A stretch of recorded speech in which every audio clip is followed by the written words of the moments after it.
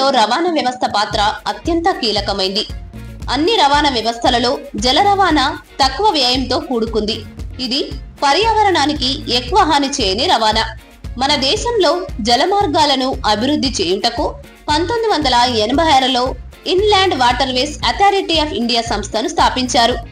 నౌకల నిర్మాణంలో భారతదేశం ఆసియా ఖండంలో 2వ స్థానంలో, ప్రపంచవ్యాప్తంగా 16వ స్థానంలో ఉంది. జల మార్గాన్ని ప్రధానంగా దేశీయ జల వనరులు, సముద్ర జల మార్గాలుగా విభజించవచ్చు.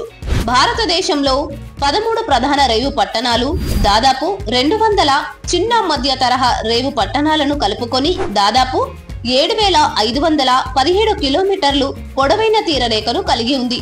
ఇవి కాకుండా 5685 కిలోమీటర్లు దూరం నదులు, 400 కిలోమీటర్ల దూరం కాలువలు ఉన్నాయి. ఈ మొత్తం కలుపుకొని భారతదేశంలో జలమార్గాల పొడవు దాదాపు 14,000 కిలోమీటర్లు. వీటిలో ప్రధాన రేవు పట్టణాలు అయిన పోర్టు ట్రస్టులను కేంద్ర ప్రభుత్వం ఆధీనంలో, చిన్న మధ్య తరహా రేవు పట్టణాలు ఆయా రాష్ట్రాల ప్రభుత్వ ఆధీనంలో నిర్వహిస్తున్నారు. భారతదేశంలో షిప్పింగ్ కంపెనీ మొట్టమొదటిగా 1840లో బాంబే స్టీమ్ నావిగేషన్ సంస్థను ఏర్పాటు చేశారు. 1961 అక్టోబర్ 2న ముంబైలో షిప్పింగ్ కార్పొరేషన్ ఆఫ్ ఇండియాను ఏర్పాటు చేశారు. 1986 అక్టోబర్ 27 ఉత్తరప్రదేశ్లోని అంతఃస్థలీయ జల రవాణా అభివృద్ధి సంస్థను నోయిడాలో ఏర్పాటు చేశారు. దీని ప్రాంతీయ కార్యాలయాలు కలకత్తా, గౌహతి, పాట్నా, కొచ్చిలలో ఉన్నాయి. పాట్నాలో 2004 ఫిబ్రవరిలో నేషనల్ ఇన్లాండ్ నావిగేషన్ ఇన్స్టిట్యూట్ స్థాపించారు. 2008లో కేంద్ర విశ్వవిద్యాలయంగా ఇండియన్ మారిటైమ్ యూనివర్సిటీ ప్రారంభించారు. దీని ప్రధాన కార్యాలయం చెన్నైలో ఉంది.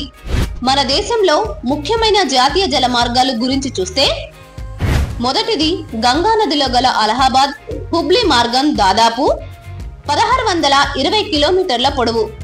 రెండవది బ్రహ్మపుత్ర నదిపై ఉన్న సాదియా దుబ్రి మార్గము, 891 కిలోమీటర్ల పొడవు. మూడవది పశ్చిమ తీర కాలువ అయిన చంపాకార ఉద్యోగ మండల కాలువలు. ఇవి దాదాపు 210 కిలోమీటర్ల పొడవు ఉన్న కోలాం కొట్టాయపురం మార్గం. నాలుగోది భద్రాచలం, రాజమండ్రి, వజీరాబాద్, విజయవాడ మధ్య కాకినాడ, పుదుచ్చేరి కాలువల మీదుగా కృష్ణా గోదావరి జలమార్గం దాదాపు 2891 కిలోమీటర్ల పొడవు కలిగి ఉంది. ఐదవది 623 కిలోమీటర్ల పొడవుతో మంగల్గా గాడి, పారాదీప్, తల్బార్, దమారా తూర్పు తీర కాలువల మీదుగా మహానది, బ్రాహ్మణి జలమార్గాలు ఉన్నాయి. ఆరవ జాతీయ జలమార్గము బరాక్ కెనాల్ జలమార్గము. ఇది మణిపూర్ గుండా లఖీపూర్ నుండి భాంగా వరకు బరాక్ నదిలో భాగంగా 2025లో 121 కిలోమీటర్లు నిర్మించే జలమార్గము. తూర్పు పశ్చిమ దారులను కలుపుతూ సేతు సముద్రం అనే కాలువను సైతం కేంద్రం ప్రతిపాదించింది.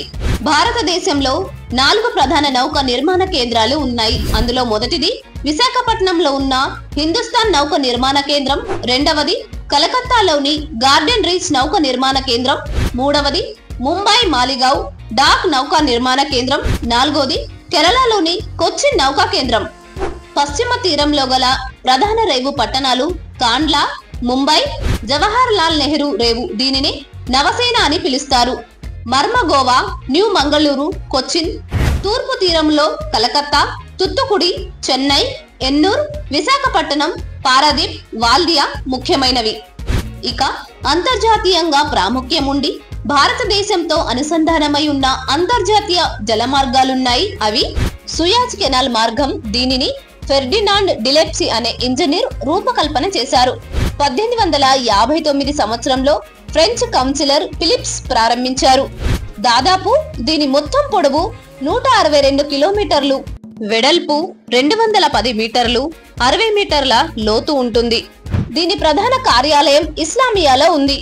ఇది మధ్యధర హిందూ మహాసముద్రాలలో నౌకాయాన సౌకర్యాన్ని కలిగిస్తూ వివిధ దేశాల మధ్య దూరం తగ్గిస్తుంది. ప్రపంచంలో ముఖ్యమైన పనామా కాలువ పసిఫిక్, అట్లాంటిక్ మార్గాలను అనుసంధానం చేస్తూ వివిధ దేశాల మధ్య దూరం తగ్గించడం వలన దక్షిణ అమెరికా పశ్చిమ తీర ప్రాంతానికి, తూర్పు సంయుక్త రాష్ట్రాలకు మధ్య వ్యాపారం పెరిగింది.